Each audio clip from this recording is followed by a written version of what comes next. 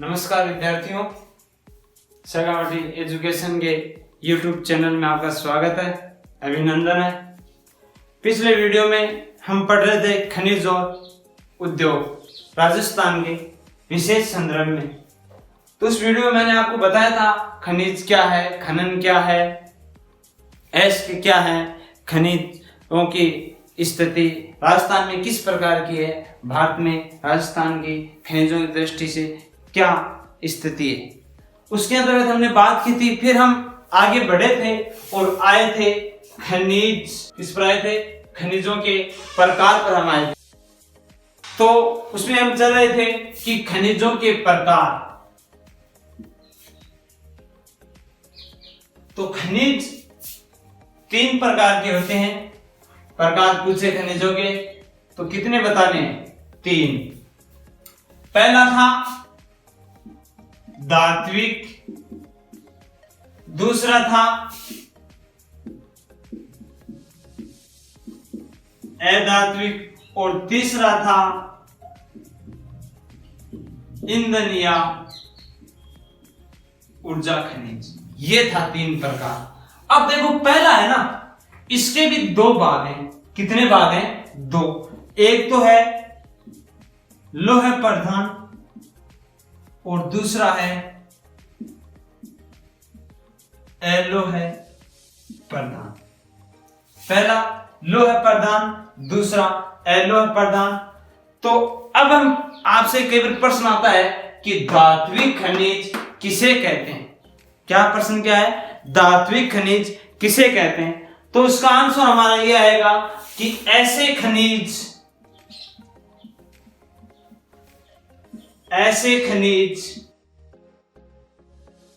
जिनमें धातु का अंश पाया जाता है, उसे हम क्या कहते हैं? धात्विक खनिज कहते हैं। इनका उपयोग हम एक से अधिक बार कर सकते हैं। धात्विक खनिज किसे कहते हैं? ऐसे खनिज जिनमें धातु का अंश पाया जाता है, धात्विक खनिज कहलाते हैं। ये कितने प्रकार के?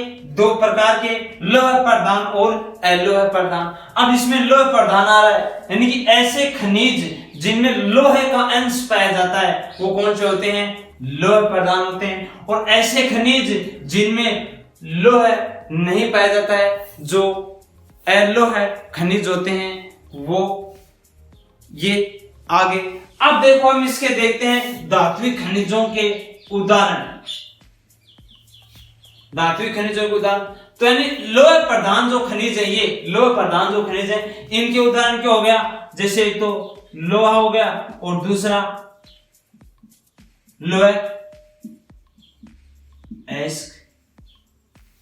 ये धात्विक के उदाहरण में भी आएगा और लौह प्रधान के उदाहरण में भी आएगा। अब दूसरी तरफ इसमें है अलोह प्रधान। इसके उदाहरण जैसे तांबा, सोना, चांदी आदि। धात्विक खनिजों के उदाहरण लोहा, लोहेस, तांबा, सोना, चांदी आदि। और अगर लौह प्रधान पूछे तो उसमें लोहा और लोहेस, अलोह प्रधान पूछे तो सोना, चांदी, तांबा, ये इसमें आते हैं।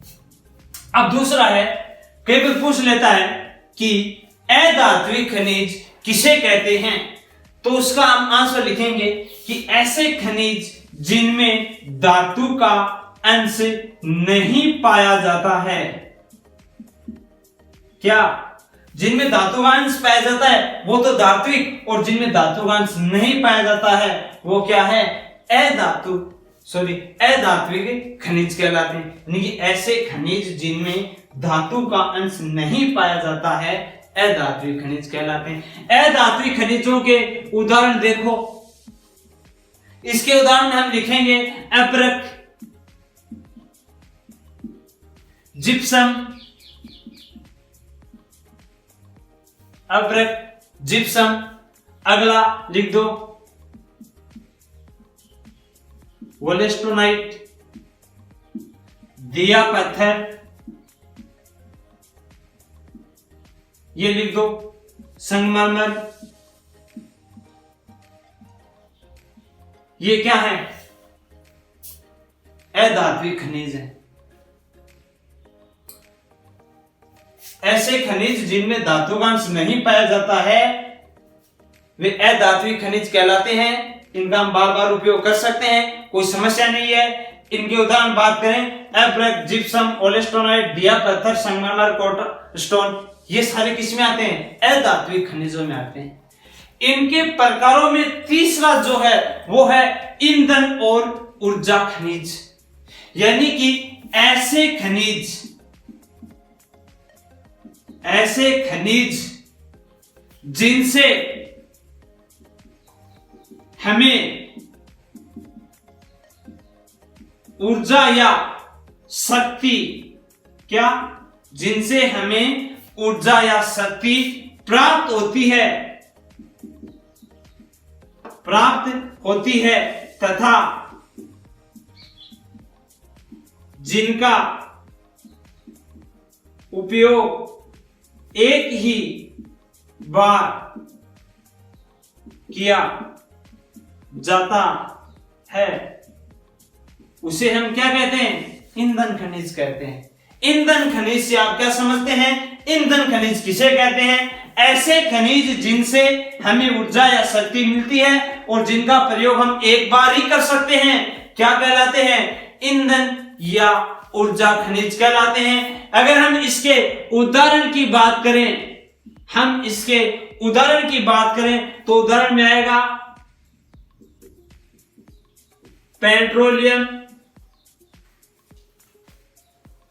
कोयला और प्राकृतिक गैस। क्या आएगा? कोयला, पेट्रोलियम और प्राकृतिक गैस। ये इसके 3 प्रकार हो गए। यहां पर ये भी 2 भागों में बंटा हुआ है। ईंधन या जो ऊर्जा खनिज है ये भी कितने भागों में बंटे हुए हैं? 2 भागों में बंटे हुए हैं। एक तो है परंपरागत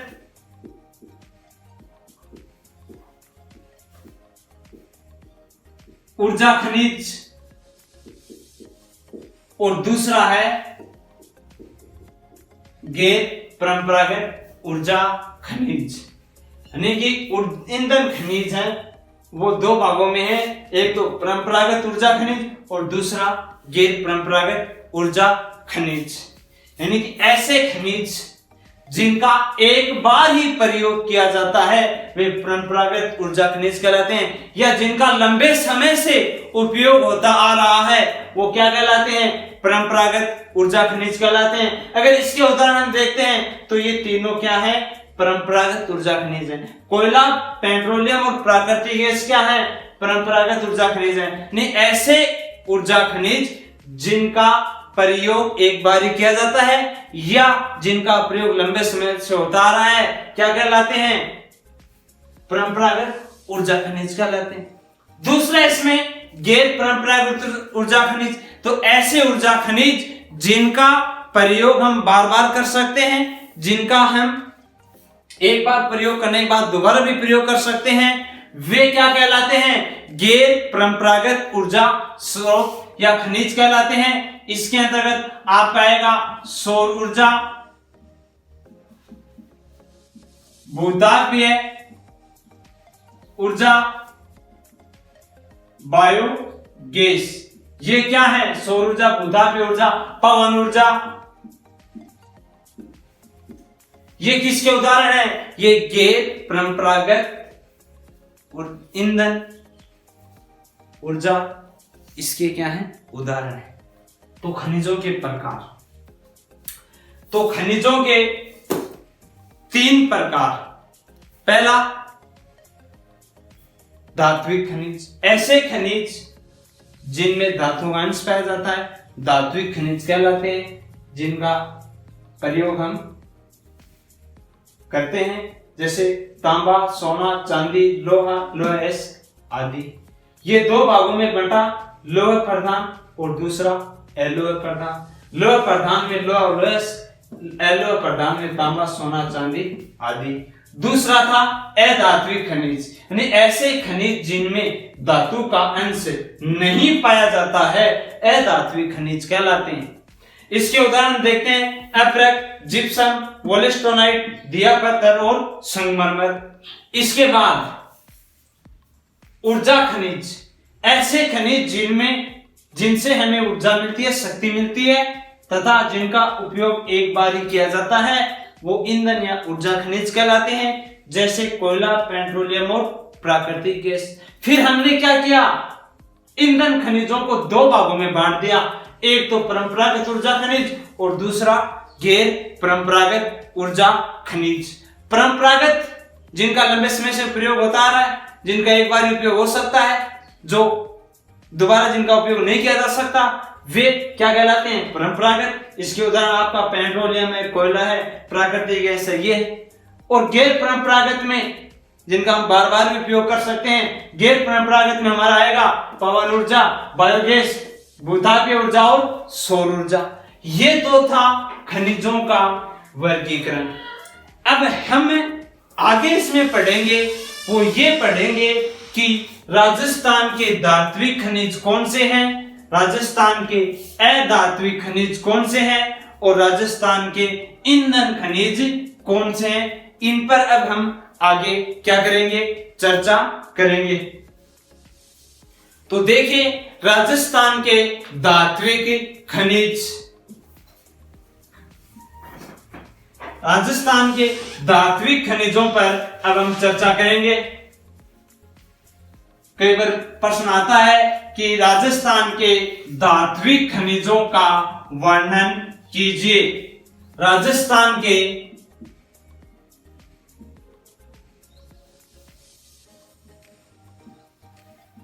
धात्विक खनिज, यहां पर हम राजस्थान के 4 प्रकार के धात्विक खनिजों का वर्णन करेंगे।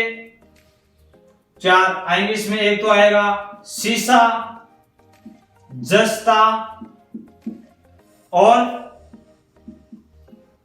चांदी। उसके बाद आएगा टंगस्टन। उसके बाद एक आपका इसमें हम लेंगे तांबा। ये 4 धात्विक खनिज हैं जिनका अध्ययन हम इसमें करेंगे। तो देखिए, इसमें आपका आ गया ना, ये सीसा, जस्ता, आपका चांदी, टंगस्टन और तांबा। इस पर हम क्या करेंगे, चर्चा करेंगे। तो पहला हम इसमें ये लेते हैं सीसा, जस्ता, चांदी। ये तीनों एक साथ ही ले लेते हैं। अब देखिएगा, ये तीनों खनिज हैं, ये राजस्थान में मिश्रित अवस्था में मिलते हैं। क्या? ये राजस्थान में तीनों मिश्रित अवस्था में मिलते हैं। कई बार पूछ लेता है कि राजस्थान में मिश्रित अवस्था में मिलने वाले खनिज कौन से हैं, तो इसमें आपका आएगा सीसा, जस्ता और चांदी। अतः है, यहां पर एक महत्वपूर्ण बात, अतः है इसके एस्ट को गेलेना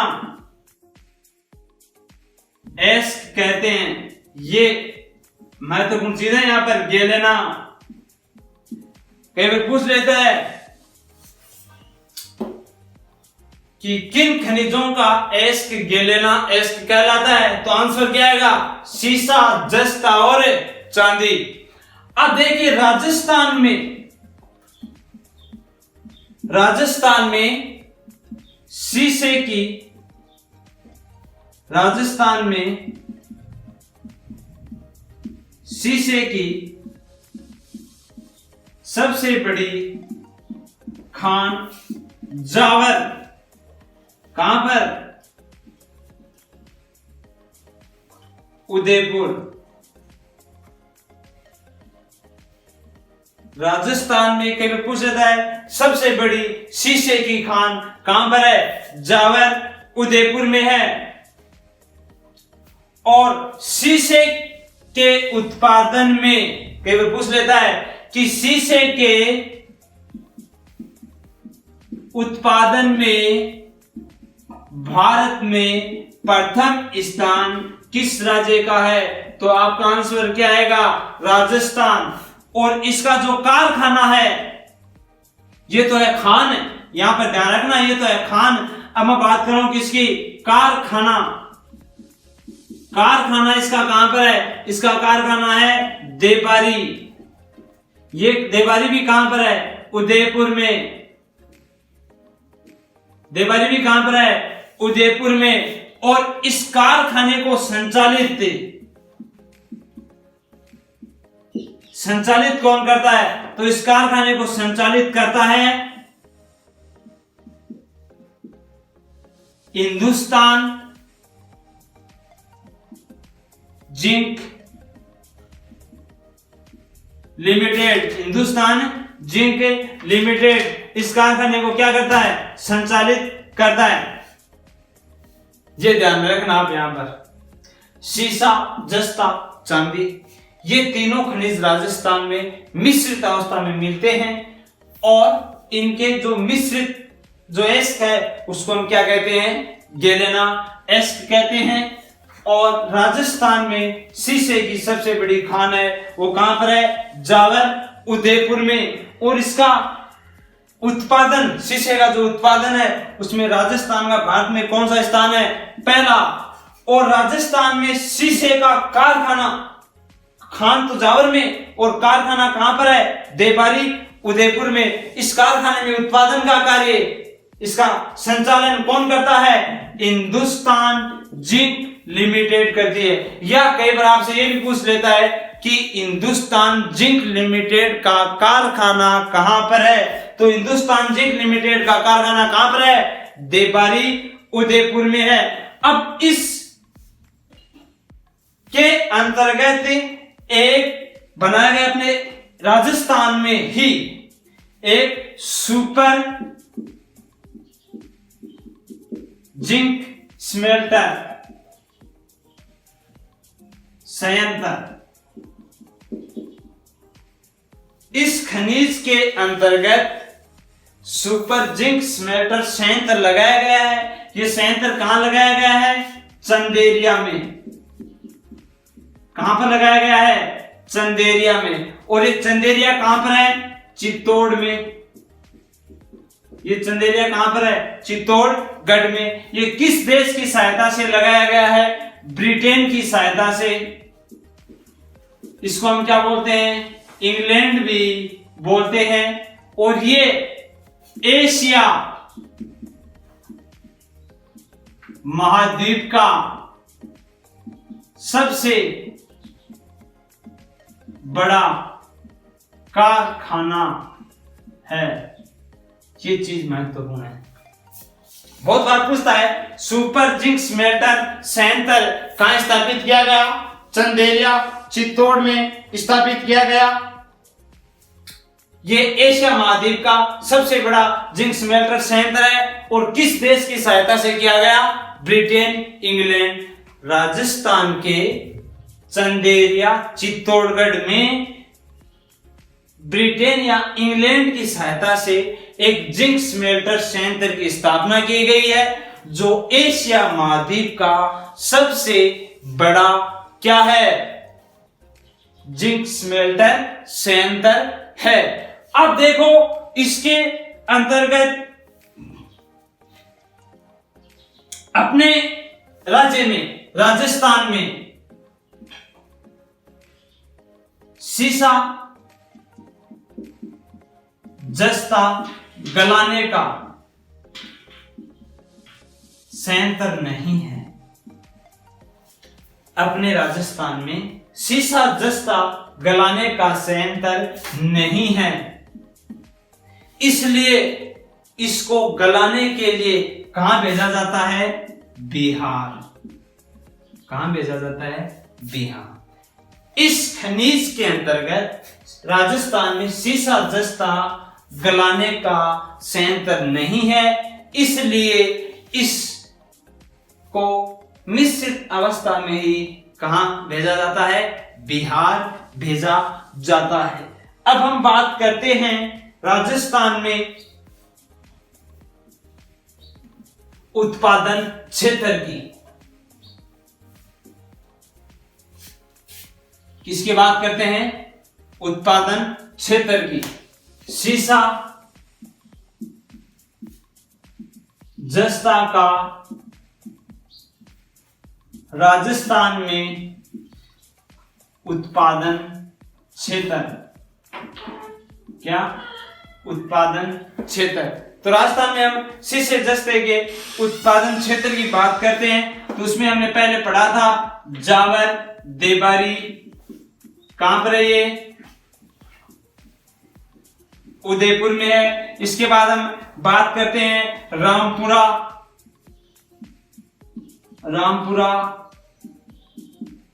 आगुजा, ये आपका कहां पर है? भीलवाड़ा में। इसके बाद आपका आएगा चौथ का बरवाड़ा, ये चौथ का बरवाड़ा है, ये सवाई माधोपुर में। कहां पर है? सवाई माधोपुर में। इसके अलावा आपका आएगा राजपुरा, खो दरीबा, क्या आएगा? राजपुरा, खो दरीबा, यह आपका आएगा राजसमंद में। कहां पर आएगा? राजसमंद में। तो ये आप ध्यान रखना, आपसे पूछ सकता है कि राजस्थान में सीसा जस्ता का उत्पादन क्षेत्र बताइए। तो इसमें आप बता सकते हैं जावर, देबारी, उदयपुर, रामपुरा, आगुचा, भीलवाड़ा, चौथ का बरवाड़ा, सवाईमाधोपुर और राजपुरा, खोदरीबा, राजसमंद, ये वे क्षेत्र हैं जहां पर राजस्थान में क्या निकाला जाता है? सीसा और जस्ता निकाला जाता है। तो राजस्थान के धात्विक खनिजों में हमारा पहला हो गया सीसा जस्ता, जिसका हमने अध्ययन किया। भी सीसे की सबसे बड़ी खान है वो जावर उदयपुर में है। इसका कारखाना कहां पर है? देबारी उदयपुर में। इस कारखाने का संचालन कौन करती है? हिंदुस्तान जिंक लिमिटेड करती है। इसके तहत एक जिंक स्मेल्टर संयंत्र की स्थापना की गई।